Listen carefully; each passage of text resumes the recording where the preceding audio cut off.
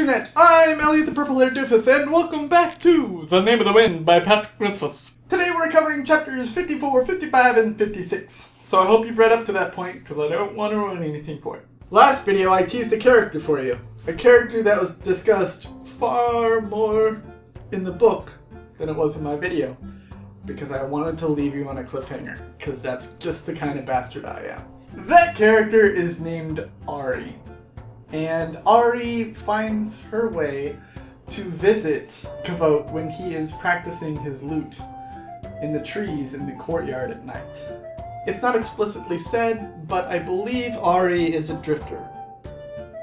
And she loves Kvothe's melodic tones on his lute. So whenever she catches him playing in the trees, she just kind of hangs out at the trunk and listens. And it kind of builds this relationship between Kvothe and Ari. And it makes me start to wonder if maybe Ari is the woman that Kvothe is talking about when he says the love of his life. Kvothe decides to go to Ilion, Or the America's Got Talent version for villagers. As soon as he gets there, he screws things up with this guy he believes to be the bouncer, who's actually the owner of the club. And I'm just like, oh god, Kvothe, why? Kvothe does his best to make amends by spending all his money getting drinks for his friends. And he brings the drinks back, and the owner asks him if he's going to perform that night. Kvothe says, of course I'm going to perform. I'm thinking of actually playing Sir Savian. The owner kind of looks at him really concerned because Sir Savian is such a difficult piece to play, especially solo. While they're having this discussion, the great and wonderful Ambrose walks in. What a bastard! Of course, Kvothe and his friends shoot ice daggers with their eyes at Ambrose when he comes in. But then the conversation goes to the owner and the previous town and how amazing it's been. Kind of raising the bar for Kvothe to do exceptionally well if he wants to, make money doing this. Kvothe starts playing Sir Savian, which is actually a duet. But he plays it so well and so quickly on his lute that it actually sounds like two different people playing the same instrument. The problem is he's also singing, and he's hoping that someone in the crowd will sing the other part, will sing the lady part. As he's playing with his incredibly dexterous fingers, one of the strings snaps, and he quickly adjusts and continues to play.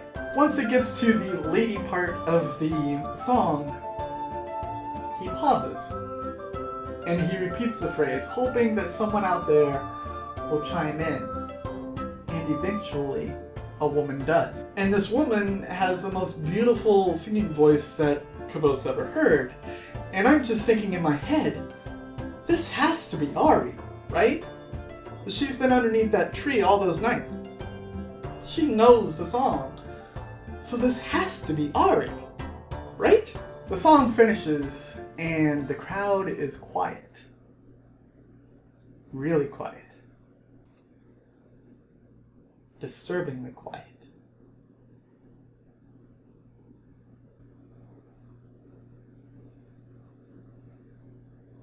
All of a sudden, applause just bursts from the crowd. Hoots and hollers everywhere. There is a standing ovation for Kvothe's work.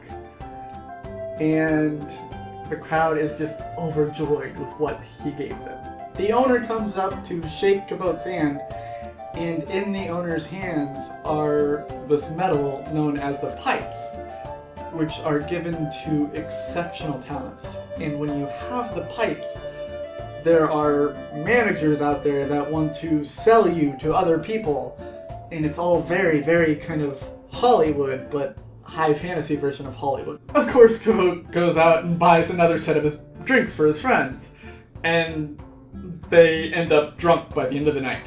While he's drinking, an agent walks up and says, "That was fantastic. Can I please, please, please pay you for that wonderful rendition of the song?" Kvothe doesn't really think of anything of it and says, "Sure." And Everyone is shocked to see this manager tip him 7 talents, which I have to assume is like $700 for his plane. After the initial joy, dies down, Kvothe starts theorizing about the string breaking. And he starts guessing that maybe it was Ambrose using sympathy to snap the string and try and throw him off his game. During this theorizing, a woman comes up and obviously starts flirting with Kvothe. And the only one that can't notice that she's flirting with him is Kvothe. And it's so frustrating to read. Kvothe actually leaves the bar and goes out in search for the woman who sang for him, because he just really, really, really wants to put a face to that beautiful, beautiful voice. Today's question is, have you ever performed in front of people? And has it ever elicited a wonderful response like Kvothe's performance? Yesterday I asked you the question, what would be your talent that you would go on stage and do for everyone? The best talent that you have. I believe I've discussed it before, but people seem to really, really love my voice. And really, really love when I do voices. So I would probably do that. I'd probably go up and start talking like an old man first, and then slowly regress into a wonderful superhero who's only there to entertain. And then just start talking like a little imp. And just go back and forth like that. The book I'm reading next is Sacre Bleu by Christopher Moore. Go out, borrow it from a friend, borrow it from a library, buy it at a bookstore, buy it on a Kindle.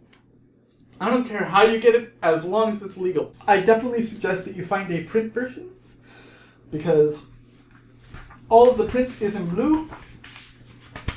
And let's see if I can get to something here. Come on. Oh, there we go. There are pictures, full color pictures, inside the book. So go find a print version of Sacre Bleu and read it before I ruin it for you. I have been the Purple Hair Doofus, reminding you to watch your Pajama Radius. And I will see you all in the next chapters of The Name of the Wind by Patrick Rothfuss. Toodles!